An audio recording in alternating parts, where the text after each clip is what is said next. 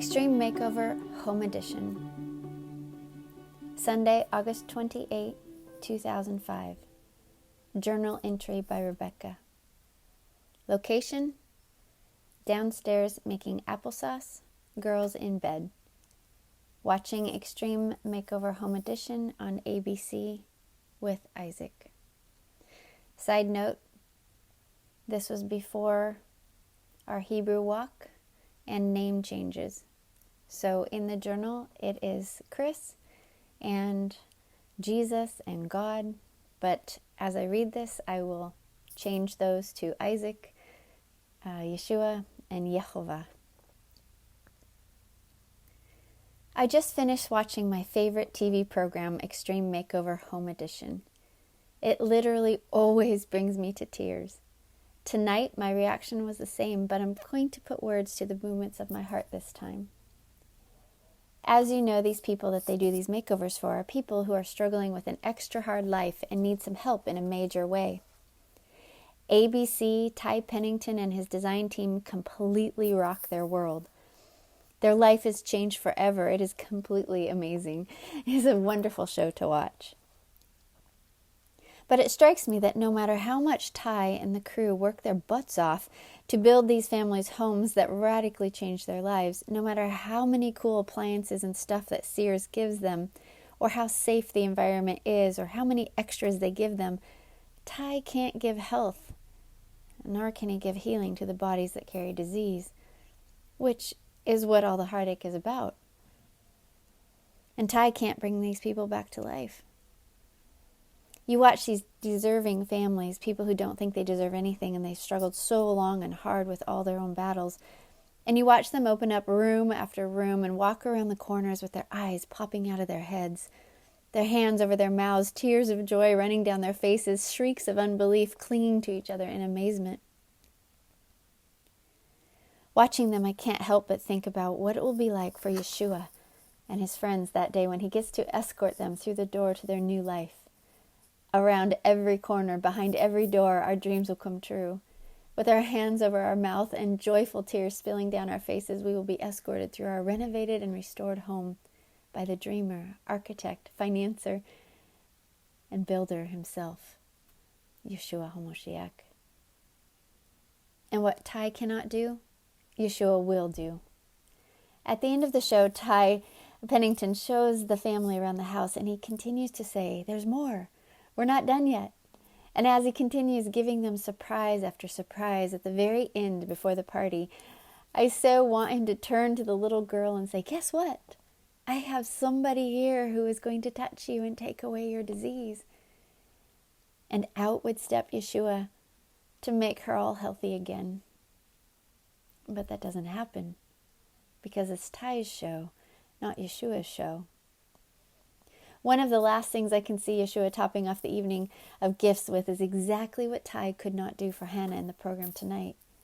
Ty couldn't restore her health to her. He couldn't really give her what she wanted, which was new life and a new body.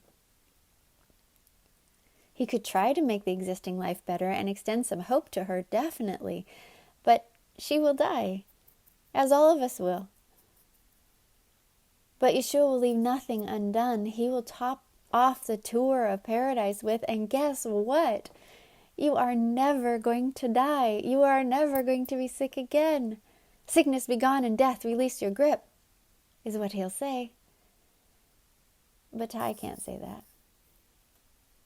On one of the shows, Ty did say, "I wish I could bring back your dad, but I'm not that good." "Hadassah," Yehovah will say to my child with Down syndrome. "Hadassah, my beautiful one, come to me and leave the old body behind." Oh, what completed joy for her, for me, for Yeshua, for the family in heaven, to be able to be all you were made to be in the place you were made to be, with the one and in the family you were made to be with.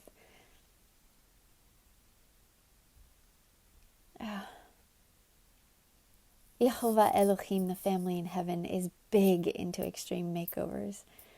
I believe the home renovation that he will do will be absolutely incredible. There will be a moment when we get to say, "Move that bus." And all of us will gasp as we feast our eyes on what is newly ours. Not all things brand new, as in new things, but everything made new. No longer to live in the ashes of paradise, but in paradise restored to all its glory. But the clincher and the tearjerker, and probably most exciting moment for Yehovah himself, will be the moment when he gets to solve the problems that we've had all our lives in a major way. He will bring babies back to their mothers. He will restore dreams in a heartbeat. He will take away disease in a moment and restore health and beauty to every single person who is his. He will reunite relationships and destroy death, giving back to each person's heart what sin and the darkness took away. I bet he can't wait. And if that wasn't good enough, Yeshua will pile on the extras. Around the corner, Kate and Nady, our dogs, will run to us. Around the next corner, a herd of wild Mustangs just for me. Around the next, long-lost friends. Kudos to you, Ty and ABC, for giving hope to people who desperately need to feel a taste of paradise and need to have a helping hand to stand up in this war. They so desperately need a small break from the huge battles that weary them so greatly. So do I. And thank you, Yeshua, for fulfilling the hope that Ty strives to give each of our hearts as we watch, for fighting for freedom and going after those keys to hell with all your might so that you could bring paradise back to us all in all its beauty someday soon. I can't wait to cry those tears. I so desperately want to cry. Tears of joy.